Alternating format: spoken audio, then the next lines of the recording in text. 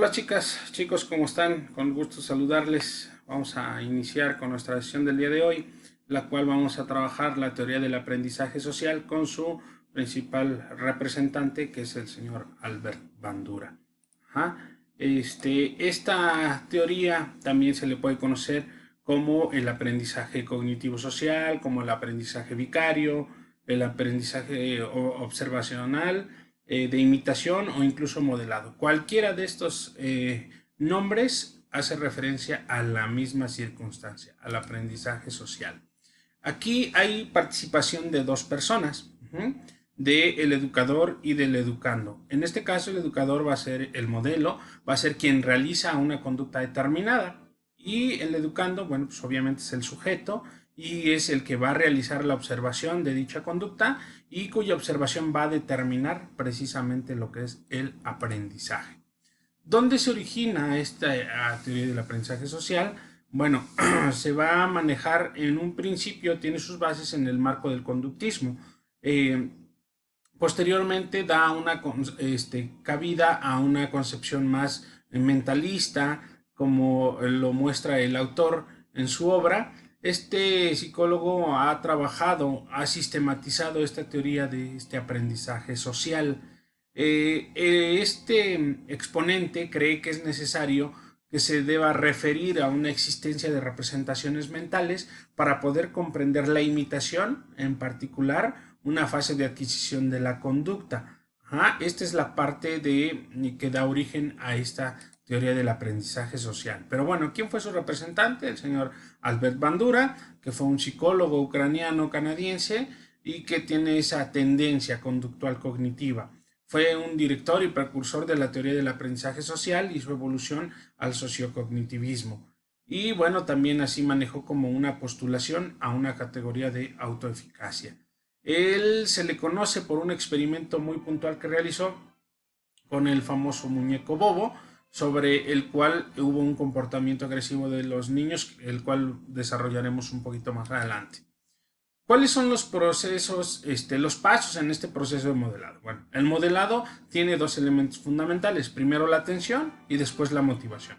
En cuanto a la atención, se da una situación de retención y obviamente de reproducción.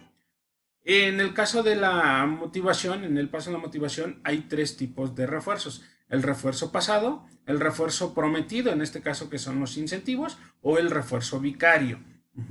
Este aprendizaje no es otra cosa más que el fruto de la observación del comportamiento de otra persona y que ese comportamiento nos va a servir de modelo para llevar a cabo un refuerzo que subsigue ese comportamiento y por ende la reproducción de dicho comportamiento. Lo vamos a ver de manera muy puntual en el ejemplo del muñeco bobo en un momento más. Bueno, en cuanto a la situación del modelado, bueno, nos refiere este punto de la atención.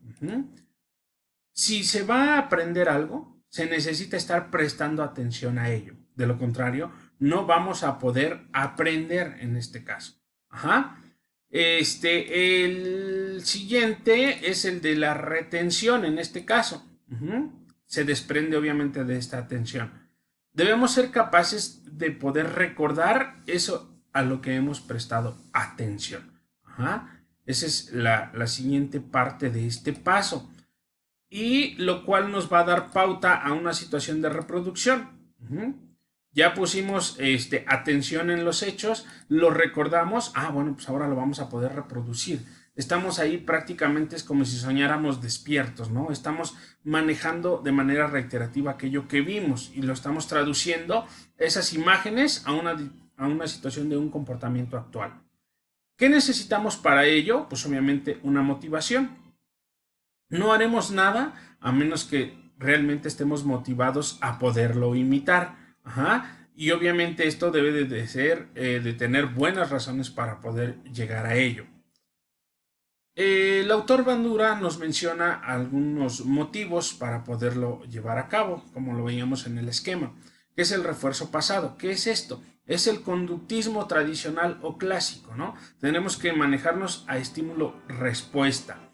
El refuerzo prometido es prácticamente los incentivos que vamos a poder imaginar, que vamos a poder llevar a cabo para poder reproducir de manera posterior esa respuesta.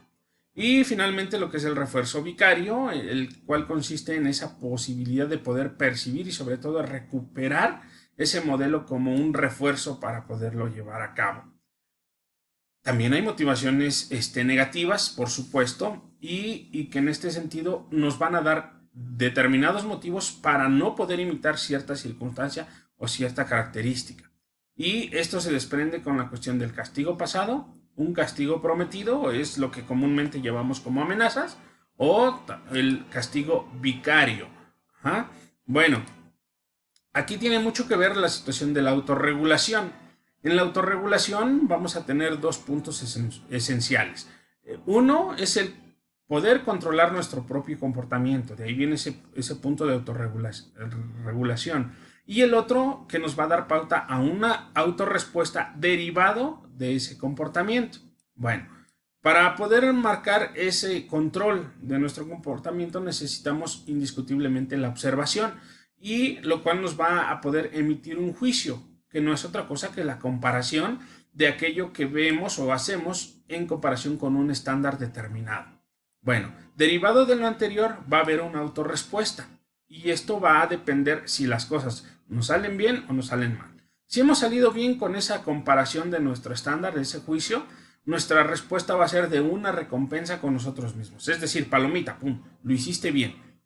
Pero si lo hiciste mal, ahí vienen las autorrespuestas de castigo, y en la cual, bueno, vamos a escapar de esa realidad, vamos a mantenernos en una situación de inactividad, o en su defecto vamos a llevar a cabo una situación de compensación en el hecho. Bueno, esta autorregulación, bueno, pues la conocemos prácticamente como el control de nuestro propio comportamiento, de ahí derivado ahí el nombre, auto. Esta autorregulación es una piedra angular de nuestra personalidad, y Bandura lo marca en 3 pasos de manera muy específica. El primero, la autoobservación, y es donde, como su nombre lo dice, nos vemos a nosotros mismos. Hay que identificar nuestro comportamiento y por ello captamos las pistas de ello. Esta autorregulación nos va a marcar de manera fundamental también un segundo paso, es el juicio, y es una comparación de aquello que vemos con un estándar establecido. Es decir, podemos comparar nuestros actos con otros que están tradicionalmente establecidos. Es decir, un ejemplo como las reglas de etiqueta, ¿no? Cómo venimos vestidos, cómo son las reglas de etiqueta, y ahí vamos a establecer ese juicio. O incluso se puede crear algunos nuevos, efectivamente, como, bueno, voy a leer un libro a la semana. Y en este caso puedo competir con otro. En este sentido, el otro puede ser en 3 días, en 4 días, e incluso con nosotros mismos. Ya en esta semana leí un libro, a la siguiente semana ya no utilizo toda la semana, sino solamente 5 días. Es esa comparación con un estándar establecido. Y finalmente la cuestión de la autorrespuesta. Si hemos salido bien en esa comparación, bueno, vamos a dar recompensa por nosotros mismos, y si hemos salido mal, el dicho castigo, para que puedan denominarse en más respuestas positivas, ¿no? Puede ir de extremo a extremo, ¿no? Salimos bien, nos sentimos muy orgullosos, pero salimos mal, pues nos puede llevar incluso a un estado de vergüenza. Y marcar 3 puntos importantes dentro de esas autorrespuestas de castigo.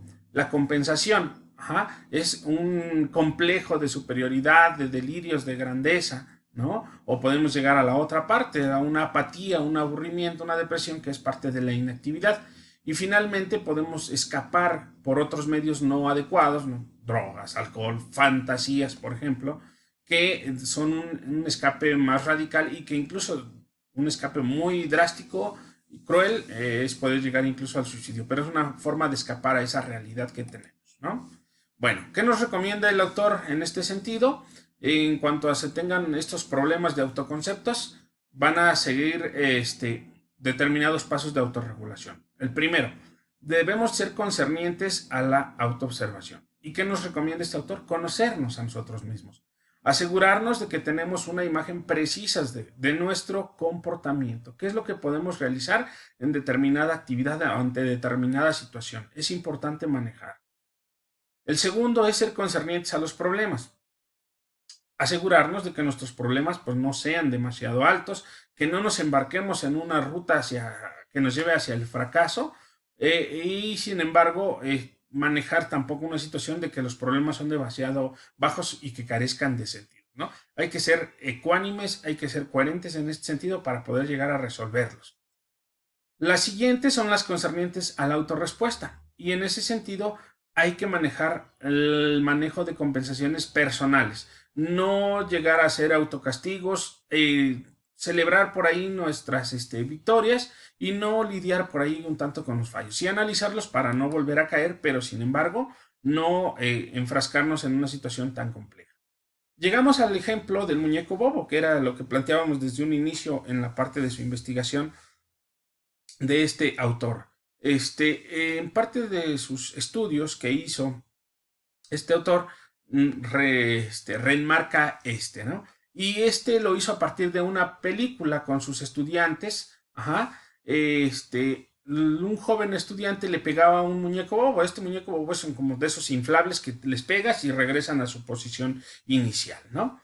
Le gritaba palabras, por ejemplo, como estúpido, le pegaba, se sentaba encima de él, es decir, una agresión, incluso le golpeaba con un martillo, otro tipo de acciones con frases agresivas. Les pusieron este video, esa película, a ese grupo de pequeños de guardería, o llamémoslos de preescolar, y bueno, ellos al verla se sintieron muy contentos. Después de esa proyección, los pusieron en un espacio con los mismos elementos, herramientas para poder realizar la actividad que ellos observaron, pusieron al muñeco bobo igual. ¿Y qué fue la situación de comportamiento de los chicos en este salón de juegos? Bueno, llegó a que esos pequeños hicieran una reproducción de esa película, ¿no? Vieron esa agresión, le golpeaban al muñeco, incluso le gritaban la misma palabra que vieron en el video. Y bueno, en este sentido fue esa reproducción. En este sentido, lo que ellos hicieron fue una imitación de lo que vieron de una manera muy precisa. Y no solo eso, bueno, además de rehacer esa repetición, los chicos crearon unas nuevas formas para agredir al muñeco, ¿no? Entonces, esa es la parte que nos plantea este autor, que hay una repetición de lo que observamos. Tiene sus ventajas este aprendizaje social, indiscutiblemente, y en la cual nos da una amplitud de habilidades en este control de medio, de aprendizaje, nos hace menos costoso y duro por el mero condicionamiento, ¿no? Es decir, seguimos con esa situación de imitación. Este aprendizaje social está a base de una transmisión cultural, lo cual va a permitir que nuestras habilidades adquiridas sean transmitidas al resto, ¿no? No necesariamente que se adquiera a partir de la experiencia, con la plena imitación se tiene para ello. Sostiene que los educandos aprenden por los comportamientos sociales y por la observación e imitación de modelos. Las personas van a darse en un contexto social un aprendizaje que es más complejo que un simple condicionamiento. Y bueno, también hay un reconocimiento de una influencia cognitiva sobre dicho comportamiento y que va a lograr que nuestro aprendizaje que se logre a través de esa observación sea más importante que un refuerzo directo o un castigo. Según entonces esta teoría, la identificación de estos chicos con padres es un elemento que influye en la manera de cómo se adquiere el lenguaje, en cómo se enfrenta una agresión, en cómo se tiene un sentido a la moral, comportamientos, etc. Ya que somos el reflejo de, es una imitación. Luego entonces el educando debe de prestar atención a esos refuerzos que se genera con determinada conducta para que se pueda codificar de manera interna y esa conducta modelada se pueda ser reproducida en el sentido de que al recibir un refuerzo se puede incorporar como aprendizaje, ¿no? Entonces, en términos muy sencillos, este autor Bandura nos marca que es prácticamente una imitación de los hechos. Nosotros estamos en constante contacto con la sociedad, lo que vemos es lo que nosotros reproducimos. Vemos una situación de agresión, la reproducimos. Vemos una situación de respeto, de igual manera. En este sentido hay que tener mucho cuidado porque esta es una situación real y que a lo mejor no hemos identificado como tal. en nuestras reuniones sociales de amigos, etcétera, etcétera, conocemos algunos elementos, algunos detalles e incluso algunas modas peculiares en cuanto al lenguaje. Llega el momento de hacer una reproducción y cuando estamos ya fuera de ese contexto inmediato de amigos, llegamos a ese punto.